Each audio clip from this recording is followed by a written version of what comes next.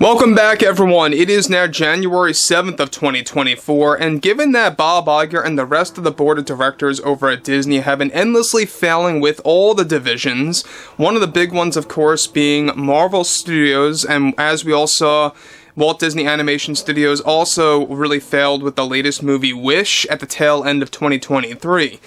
Now, looking at what's going on with Deadpool 3, Disney is already placing all bets on this film. They are really banking on this movie to become one of the only films that will make a, decent profit at the box office in the middle of the summer. This is Mike Zero. Subscribe if you're new and like this video to see future updates. You can also follow me at Mike01. I thank you all so very much for the great and kind support. So the drama between the Deadpool 3 writers, including Ryan Reynolds, and the Disney higher-ups continues. We know it's a back-and-forth battle for the third act of the film. Principal photography or not, this movie is going to be a constant struggle even when it goes into post-production, because we already know that they're fighting to get this movie released on time by July, and it's not looking like it's going to be a concrete release date at this point if things keep going the way that they are. If we have a lot of these struggles that spill into the very beginning of February and they don't wrap production, or filming I should say, for this month, that's when you know you're in a bit of trouble when it comes to the third Deadpool film, and they're going to have to delay it until the fall. But this is where things get even more serious when it comes to Disney's overall situation, and how this is also another example that Disney is beginning to learn what kind of scenario they really are in with Ryan Reynolds. Let's get into this. Now, with Disney actively involved in endless drama with their upcoming release of Deadpool 3, one major development has to do with Ryan Reynolds fighting up against Disney, where he recently had yet another win for his battle with the third act of the film. One crucial update to this ongoing situation is that, as it turns out, She-Hulk and its actress Tatiana Maslany was already pre-planned to be inserted in as a glorified cameo for Deadpool 3 just before the credits roll. The plan by Disney was to have both She-Hulk and Wade Wilson discuss some kind of legal trouble that reportedly involved the cringeworthy jokes that Ryan Reynolds was not supportive about after reading the script over. This entire scene was forced to be inserted into the film by Bob Iger and those over at Disney after studio interference forced writers Rhett Reese and Paul Wernick to write the scene in at last minute.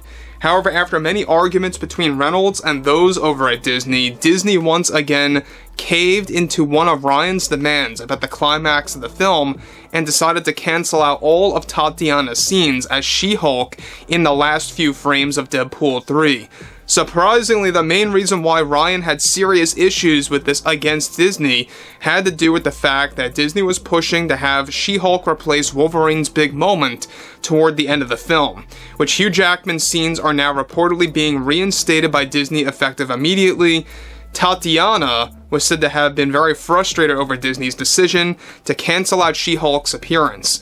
The other factor that Ryan added in, of course, to the Deadpool writers, and how he had an issue with the appearance of She-Hulk, is that they knew that Season 1 of the series, which was highly criticized, would only bring in trouble for the last few minutes of the film, that would likely steer fans away from the movie and lower ratings across the board. Now guys, let me just stop here for one moment before I get to what's even more serious than this. Now, the fact that Disney was pushing for this overall plan to throw in Tatiana as She-Hulk once again, and as you all know, there are big plans right now to get her into the upcoming Avengers film that's taking over the Kang Dynasty, since they fired Jonathan Majors, which I think is just a complete joke. It's pathetic on Disney's end. And this is yet another example of how Ryan Reynolds is like dodging bullets like Neo in The Matrix at this point in time. He is just doing everything he can to dodge those bullets from destroying his baby. Alright, he calls Deadpool 3 his baby because this is something that he has been trying to make for many, many years, to kind of conclude it as a full-fledged trilogy, and to just send things off for the character of Wade Wilson before they move into more, minor scenarios, like focusing on cameos and stuff like that. So what's interesting about this further is that we know that She-Hulk, Disney is still pushing to make her prominent in the MCU, in the overall Marvel universe, right? Starting off with the movies again. And we all know what happened to the She-Hulk TV series. I mean, a lot of fans just rejected that that show to begin with on Disney Plus. A lot of people were not having it, and Ryan Reynolds was very smart to stand up against Disney for all of this. Now, this is where things get really interesting, because we know that Ryan Reynolds has been successful and not successful in some areas when fighting against Disney. So some things Disney did cave to, others of which Disney's being very stubborn about. They are still pushing their overall DEI agenda. Diversity, equity, and inclusion is what it stands for, by the way, for those of you that don't know. It actually is still being pushed into the third act, regardless of what's going on with all of the drama. Disney is very stubborn, they don't want to back down, and this is going to be a tough battle for the writers of Deadpool 3. Whether or not that translates to a potential delay of the film and its release date, who knows? We'll have to wait and see for the next couple of weeks leading into February. So, interestingly enough, alright, on top of that, now the legacy, of course, that Ryan wanted to choose was focusing on Wolverine and Deadpool strictly, and was not having it when it came to Tatiana's role of She-Hulk. In addition to this, Tatiana was also demanding Disney, surprisingly, to provide her with more scenes in the film, well knowing that it would only create more drama for this movie. This also comes in the wake of how Disney gave in to canceling out Captain Marvel's cameo that was going to be connected to the appearance of the cast of the Fantastic Four.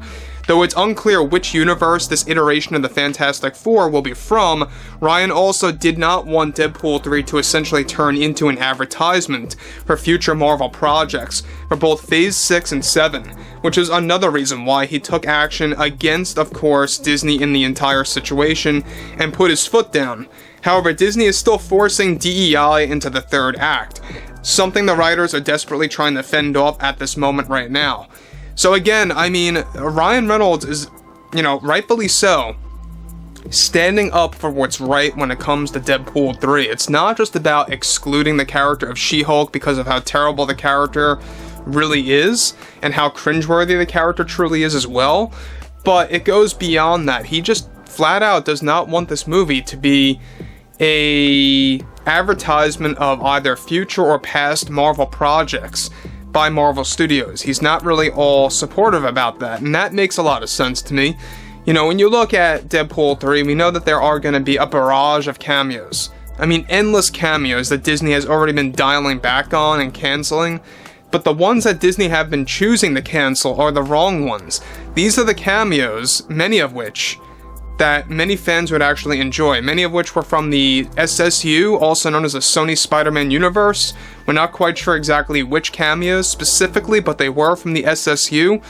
The only two good moves that Disney made here was by canceling out Captain Marvel and by canceling out She-Hulk. And I think that was a very good move on their part, and I'm not defending them by any means, but at least it's a step in the right direction.